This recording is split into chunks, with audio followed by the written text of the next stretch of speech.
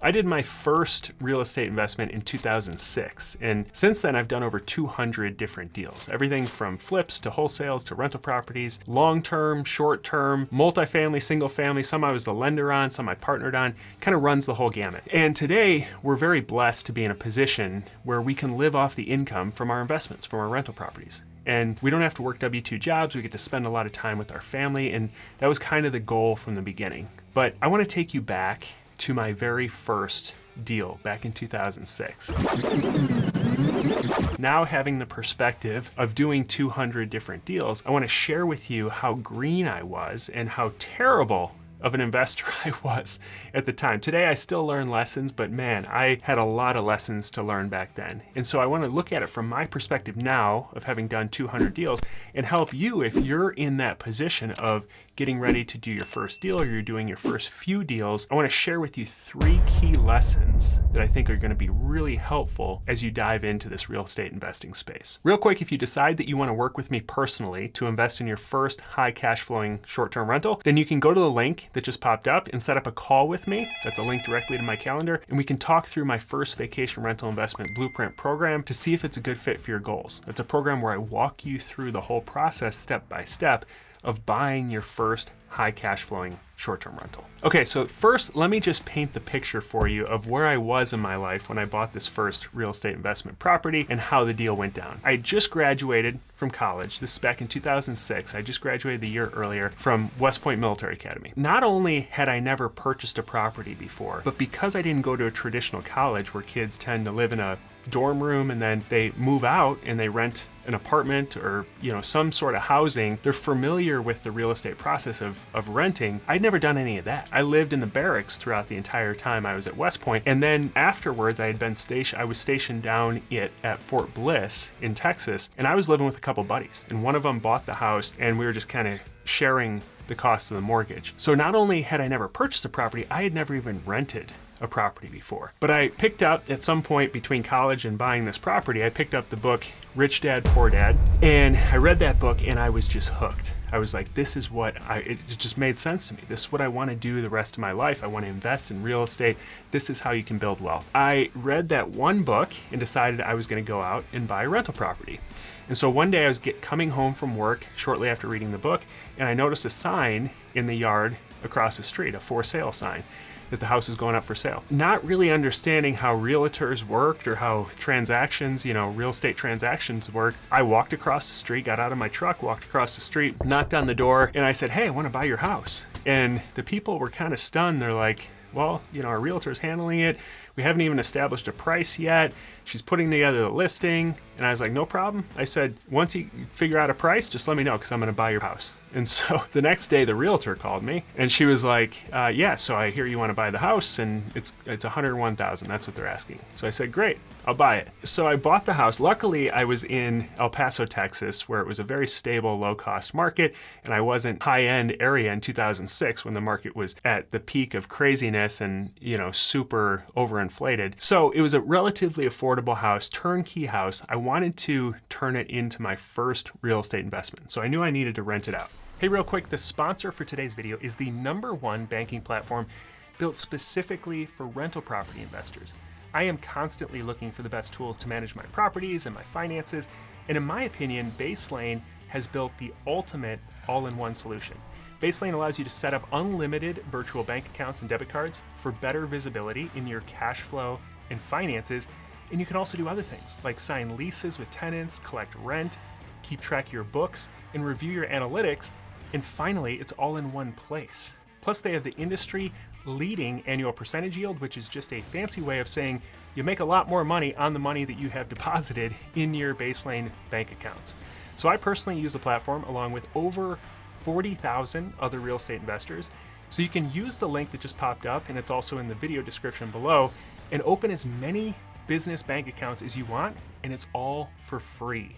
The link is baselane.com/Kirby, which is my first name. That's BASELANE.com/KIRBY. So instead of going to a property manager, I just figured I can figure this out myself. So I found a lease online I took some pictures of the property, advertised it, found a great family. It was an E6, a staff sergeant in the Army that was stationed also at Fort Bliss that wanted to rent it. I printed off the lease. I changed, the terms in the lease, and we signed a lease to have them rent it. And so I thought I was super smart and everything. I even realized that you're supposed to collect a deposit up front. But what I didn't realize, because I had never actually rented a property myself, is that you pay the rent up front. I was just assuming that it's like other services where you stay in the property for a month and then you pay your rent on the back end. And so I didn't ask for the rent up front. I asked for a deposit up front, but I was thinking I'll just collect the rent at the end of the month. I don't know if, this staff sergeant just realized that I was a dumb second lieutenant and didn't know what I was doing here, or if he just I'm not sure his thought process, but I didn't ask him for the rent up front and he wasn't volunteering to pay the rent up front. So we get to the end of the lease after he's there for a year and he's going to move out. And obviously the last month I didn't collect because it was at the end. He moves out and the next tenant moves in. And it wasn't till later that I realized, wait a second, I lost a month's worth of rent because I didn't collect the rent up front. So lesson learned, and there was a lot of lessons learned on that first property. And so I want to go through 3 key things that, looking back, that if you are doing your first deal right now, these are 3 things that I think are really going to help you. The first key takeaway for me is to start small, but start.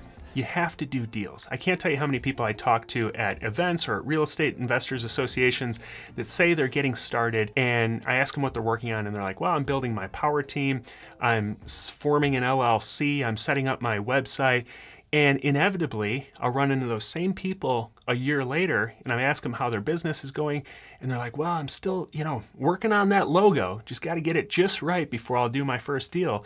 And meanwhile, they haven't done any deals. All that stuff is great, but it's not essential to actually doing deals. My first deal was not a blockbuster by any means, but it allowed me to learn a lot of lessons. Buying a low-cost turnkey rental property is a great way to learn a ton of lessons. A lot of people are really focused on getting their first deal as a grand slam deal. It's got to be this huge, big deal that makes them, wealthy overnight. And that typically isn't the way it happens. The best way is to start with something that's very low cost, probably not going to get you to financial freedom with your first property, but it's a great way to get started.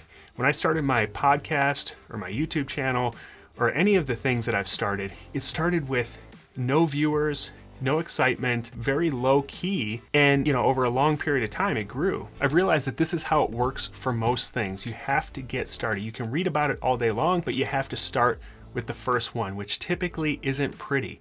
When I started the Living Off Rentals podcast, I had no listeners. Nobody cared about the podcast. And slowly over time, over the last several years, it's grown into one of the top rental property podcasts out there. But I had to start with number 1, and I had to be okay with not knowing everything on the first episode. And if you're just getting started with real estate investing, it's the same way. You have to be comfortable with not knowing everything on that first deal, but you have to actually start. Step number 2 is don't be a hero.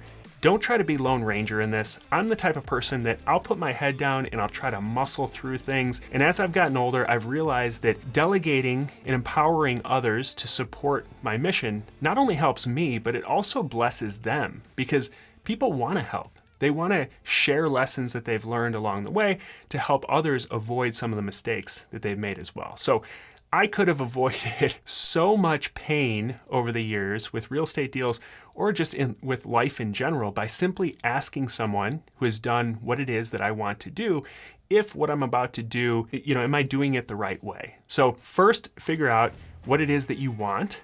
Then figure out who else has successfully accomplished what it is that I want. Who else has gotten to the outcome that I'm after?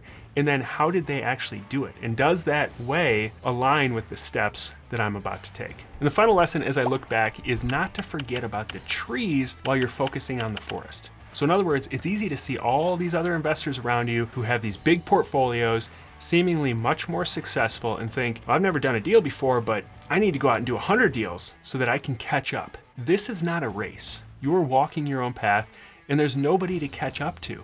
A great example of this is we're wrapping up a 2-unit deal right now that we bought for $94,000. and we rehabbed it and we're furnishing it right now to turn it into a short-term rental. And I'm so excited about this little non-sexy deal. You know, we're making it super cool. It's gonna be a little short-term rental on a low budget, and this thing is gonna cash flow a couple $1,000s per month between the two units. But we have 21 other short-term rentals right now, many of which are flashier than this one, and we've created a pretty significant amount of cash flow at this point.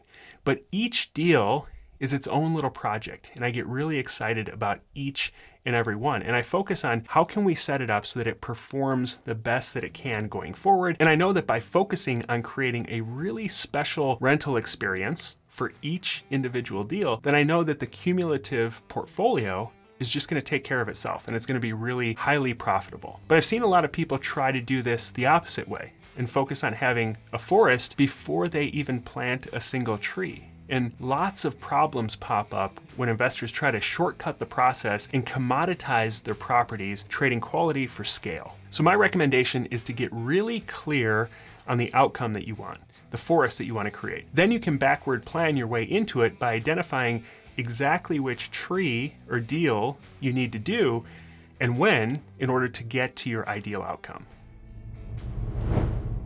If this video was helpful to you, hit that little thumbs up button right underneath. You can also hit subscribe so you can be notified when other videos similar to this are released. I release videos on this channel on a weekly basis. And I also, as a reminder, work with people personally to walk them through the steps of finding, buying, and setting up their first high cash flowing short-term rental. So you can set up a call with me to discuss that program at livingoffrentals.com/call. Thanks for joining me for this video. God bless, and I'll see you in the next video.